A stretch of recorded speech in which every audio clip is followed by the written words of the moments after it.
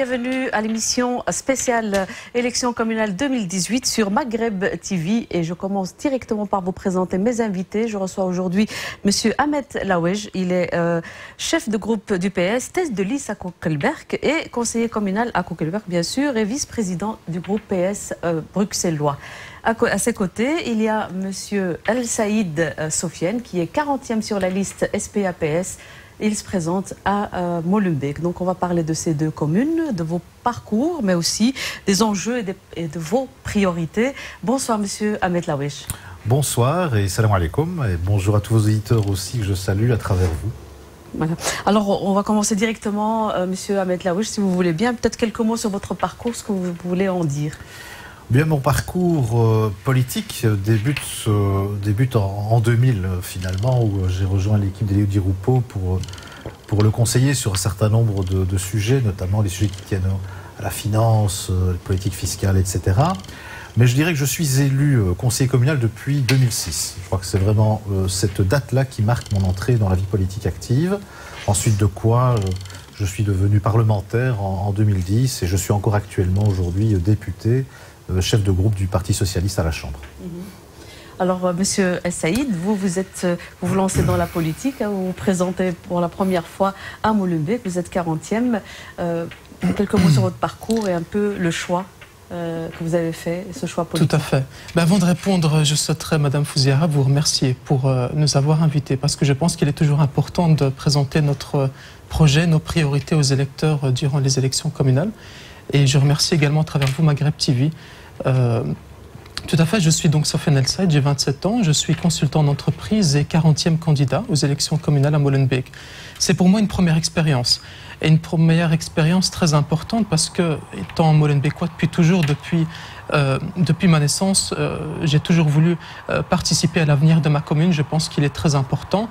Et vous savez, quand on est issu de la troisième génération des Belges d'origine marocaine qui sont arrivés ici en Belgique, j'ai personnellement été éduqué par mes grands-parents et ils m'ont transmis des valeurs de solidarité, d'égalité, de liberté, des valeurs que nous retrouvons dans le Parti Socialiste. Donc je peux dire que je suis socialiste depuis ma plus tendre enfance et j'en suis très fier. Merci Monsieur Sofiane El Saïd. Alors je reviens à vous Monsieur Laouej. Peut-être quels sont les enjeux à Koekelberg? Je suppose que ce n'est pas les mêmes à Molenbeek. Vous êtes sur le terrain politique à Koekelberg depuis, vous l'avez dit, depuis 2006. Quels sont les enjeux actuels? Alors avant de parler des enjeux, je voudrais aussi vous dire le plaisir pour moi d'être aux côtés de Soufiane, que j'ai appris à connaître. J'ai aussi appris à connaître sa famille, qui est une famille très ancienne à Molenbeek et qui a une gentillesse, une sociabilité particulièrement forte et particulièrement chaleureuse. Et donc je voudrais aussi les saluer et dire que Soufiane vient d'exprimer finalement ce qui explique mon engagement politique, les valeurs de solidarité, de justice. Il vient de le dire avec beaucoup de brio, je me reconnais pleinement dans ses paroles. C'est la raison pour laquelle je lui souhaite vraiment le plus grand des succès mérités à l'issue des élections de ce 14 octobre. C'est ce que vous avez fait durant toute votre campagne, c'est encourager les jeunes à progresser. Oui, tout à fait, parce qu'il faut chaque fois penser à la relève. On a besoin d'être irrigué en permanence par la créativité, l'énergie de la jeunesse, de motiver aussi les jeunes à s'engager en politique, parce que s'engager en politique, c'est amener un grand nombre de personnes à s'intéresser à la vie quotidienne de nos concitoyens, à l'avenir aussi de nos communes. Donc il est important de pouvoir ramener chaque fois de l'oxygène à travers la jeunesse dans la vie politique. Alors sur les enjeux de Koekelberg, je veux dire que s'il y a un point sur lequel il faut insister, c'est le rajeunissement de la population. Un Koekelbergeois sur 3 moins de 25 ans. Et donc ça veut dire qu'il faut aussi rajeunir la politique. La population est plus jeune, donc il faut rajeunir la politique. Qu'est-ce que ça veut dire? Ça veut dire qu'il faut faire de la politique autrement. Il faut davantage consulter la population. Il faut, et ça ce sont nos priorités, augmenter le nombre de places dans les écoles, augmenter les écoles de devoir, parce que quand ça va mal à l'école, bien, on a des problèmes par la suite qui sont parfois difficiles à résoudre. Donc vraiment les écoles de devoir, le soutien scolaire, c'est très important. Et puis aussi, il y a la nécessité d'avoir des places de crèche supplémentaires. Pour le reste, comme je le dis toujours, la propreté, la sécurité, c'est pour l'ensemble des habitants de Koekelberg et pas simplement pour certains quartiers. Merci Monsieur Laouej. Alors, quel constat vous faites Monsieur Al-Saïd, sur Molenbeek? Qu'est-ce qui vous semble important? Sur quels enjeux vous voulez travailler? Mais écoutez, Molenbeek est aujourd'hui une commune très importante, très connue, je dirais même mondialement. 97 000 habitants aussi, donc les enjeux sont majeurs. Je pense que les finances publiques, pour répondre aux besoins de la population, sont un enjeu très important et fondamental parce que tout simplement, nous souhaitons mettre sur pied une cellule de subside qui permettra de bénéficier de la solidarité des autorités régionales, du fédéral, de l'Europe et même des communes avoisinantes. Je pense que c'est un enjeu très important pour répondre aux besoins des Molenbeekois et de ne pas seulement prendre ce qu'il y a, de frapper leur portefeuille de plein fouet. Nous sommes là pour répondre, pour être au service des Molenbeekois et rien d'autre. Il y a aussi un deuxième enjeu fondamental à Molenbeek et c'est bien la propreté. Pas plus d'il y a une semaine, Testacha fait une étude pour dire que Molenbeek, Schaerbeek et Anderlecht sont les 3 communes les plus sales de notre pays. Et je déplore cela, et donc je pense qu'à Molenbeek, il y a beaucoup de choses à faire. Quand je pense à la rue Van den Perenboom, par exemple, elle est catastrophique. C'est pour ça que nous, socialistes molenbeekois, nous pensons qu'il est très important, qu'il est fondamental de mettre sur pied un service communal de récolte des encombrants à domicile, très important, et de lutter contre tous ces problèmes qui se trouvent à Molenbeek. Les encombrants clandestins. Tout à fait, les dépôts clandestins notamment, via la prévention, c'est-à-dire une campagne de sensibilisation et informer les gens que les dépôts clandestins, qui viennent souvent d'ailleurs également, ne sont pas acceptables à Molenbeek, mais également par une politique répressive dans le sens où il faut augmenter les agents pour constater ces dépôts clandestins. Alors, Monsieur Laouej, vous êtes candidat bourgmestre, donc c'est la gestion de toute la commune et vous vous adressez à tous les habitants de Koekelberg. Quelles sont les priorités pour vous? Qu'est-ce qui vous semble, à quoi vous allez vous atteler à Koekelberg? La priorité, c'est aussi de réconcilier nos concitoyens avec la politique. Il faut vraiment leur rappeler que la politique, c'est eux. On ne fait pas de la politique pour soi-même, on fait de la politique pour les gens. Donc il faut pouvoir les amener à participer davantage à la politique.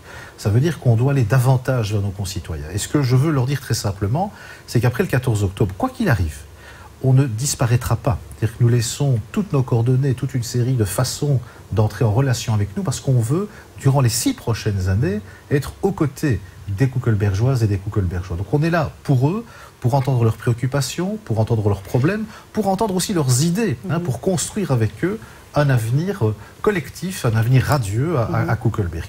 Je voudrais ajouter ceci, et je trouve que Soufiane, là aussi, l'a dit vraiment avec beaucoup de finesse, c'est que on doit pouvoir assurer un cadre de vie apaisé dans nos communes. Je crois que les gens, quand ils évoluent sur le territoire communal, la première chose qu'ils souhaitent, c'est pouvoir vivre dans un endroit où ils ont la tranquillité, où ils ont la sécurité, où ils ont la propreté. Ça, ce sont des missions de base. Ce sont des choses sur lesquelles on doit pouvoir être à la hauteur.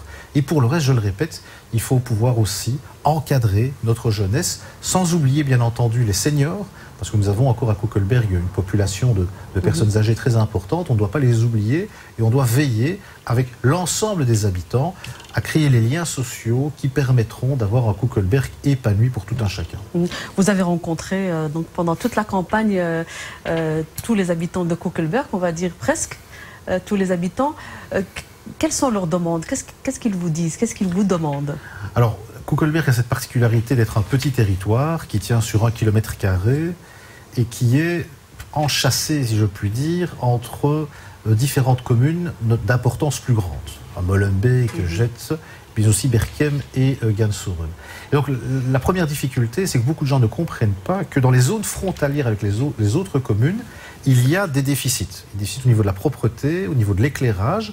Et ça, c'est un problème qu'on doit régler. On ne peut pas accepter que des gens, parce qu'ils habitent à la frontière avec d'autres communes, soient bien traités que les autres. Donc là, il faut que les communes se parlent. Et moi, je déplore qu'il n'y ait pas eu, par exemple, sur les 6 dernières années, de contacts suivis entre le bourgmestre de Koekelberg et la bourgmestre de Molenbeek pour régler certains problèmes concrets. La deuxième chose dont il nous parle, c'est le problème de stationnement. Alors évidemment, sur 1 km² avec une population de 21 000 habitants, avec une forte densité de population, on est une des communes les plus denses du pays, on doit essayer de trouver des solutions avec de la créativité, de l'imagination. Mais la chose qu'on doit faire en priorité, c'est évidemment de s'occuper d'abord des riverains, des habitants de Koekelberg. Les gens ne comprennent pas que certains viennent garer leur voiture devant chez eux, parfois pendant 2-3 jours, alors qu'ils n'habitent pas la commune. Ça, c'est quelque chose qu'on doit pouvoir régler. Et puis, il y a évidemment les problèmes que vous connaissez et qui sont liés un peu à la situation sociale de certains quartiers de notre commune, la question de logement, d'emploi.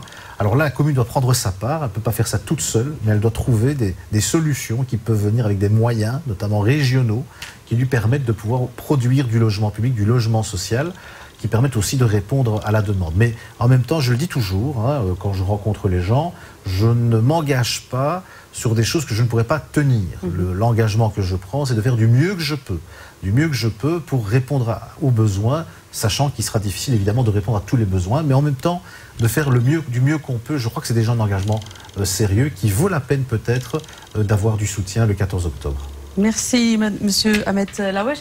Monsieur El Saïd Sofiane, alors vos priorités, qu'est-ce que vraiment, sur quoi vous voulez travailler? Mais écoutez, il faut savoir que Molenbeek est riche de sa jeunesse, de sa diversité, de tous ses potentiels inexploités. Il est extrêmement important de le savoir. C'est la raison pour laquelle je pense que l'enseignement de qualité est primordial à Molenbeek, un enseignement performant et dès le jeune âge, très important.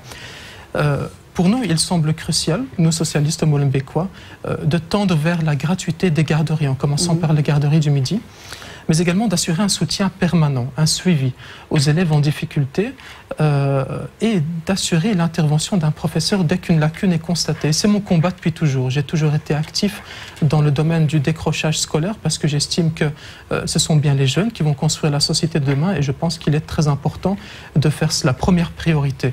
Deuxième priorité, encore une fois, dans le cadre des jeunes, c'est le taux d'emploi. 30% des jeunes de moins de 25 ans sont malheureusement sans emploi à Molenbeek. Et il faut endiguer le taux de chômage et il n'y a rien à faire. Comment?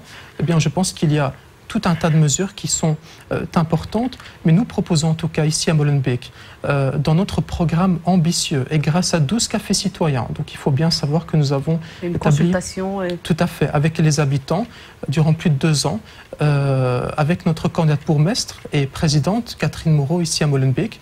Donc nous proposons une des mesures, 1000 student jobs, c'est-à-dire offrir des stages et des emplois d'étudiants dans les services de la commune et dans les entreprises et de travailler en partenariat avec les entreprises locaux ici à Molenbeek. C'est très important, c'est fondamental. Donc un lien avec le patronat et les jeunes. Tout à fait. Voilà. Alors, vous vous adressez à toutes les personnes donc, avec qui vous avez rendez-vous le 14 octobre, donc dans 3 jours. Qu'est-ce que vous avez envie de leur dire? Je pense que les Molenbeekois sont conscients du bilan de ces 6 dernières années sous la majorité MR, CDH, Écolo. Et nous sentons un ras-le-bol ambiant ici à Molenbeek. Je pense qu'il est tout d'abord très important de comparer tous les programmes qui sont proposés à Molenbeek afin de voter en âme et conscience et de faire un bon choix. Je dis aux électeurs molenbeekois que nous avons un programme ambitieux de 330 propositions dans 12 chapitres, avec 12 cafés citoyens que nous avons écrits avec les habitants, car les problématiques de Ribeaucourt ne sont pas les mêmes, par exemple au Comte de Flandre ou bien aux Étangs Noirs. C'est très important. Et je pense qu'ils, s'ils veulent le changement profond, eh bien ce changement doit être fait le 14 octobre et c'est très important de le faire. Nous représentons le changement profond à Molenbeek et c'est très important, je pense, de soutenir le PSSPA, de soutenir notre candidate bourgmestre également. Merci Catherine beaucoup, Moreau. Monsieur Sofiane El Saïd. Je rappelle, vous êtes 40e sur la liste SPA, Parti Socialiste à Molenbeek. Monsieur Lawesh, vous vous adressez à toutes les personnes peut-être que vous avez rencontrées pendant votre campagne. Qu'est-ce que vous avez vraiment envie de leur dire? Je vais te leur dire qu'aujourd'hui, la liste PS représente déjà 1/3 des électeurs à Koekelberg. Malgré cela, nous ne sommes pas aux responsabilités.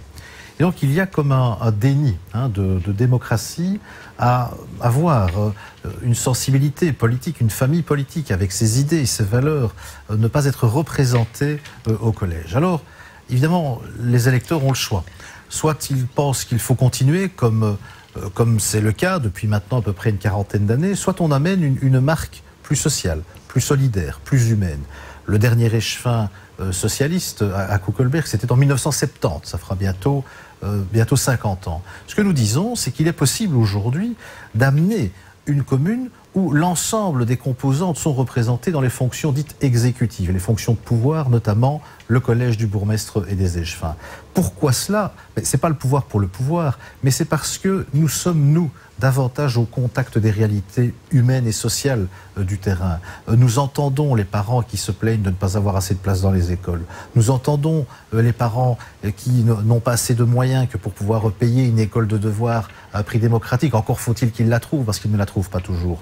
Nous entendons aujourd'hui aussi beaucoup de souffrances de gens qui ont des problèmes de surendettement et bien entendu aussi tous les autres problèmes évoqués, notamment celui de la pollution de l'air à Kuckelberg qui est très important en raison d'une concentration de véhicules qui pourrait peut-être passer par ailleurs. Nous entendons tous ces problèmes. Et ces préoccupations-là, nous voulons les relayer au sein du collège du bourgmestre et des échevins. Pour ça, nous avons besoin d'être le plus soutenu possible le soir du 14 octobre pour pouvoir représenter l'ensemble des Kuckelbergeoises et des Kuckelbergeois. Merci, Monsieur Ahmed Laouej. Cette émission touche à sa fin. Donc, je rappelle que vous êtes tête de liste à Kuckelberg, donc sur la liste SPA-PS. Voilà. Restez avec nous. Je vous retrouve avec d'autres candidats. D'ici là, passez de très bons moments.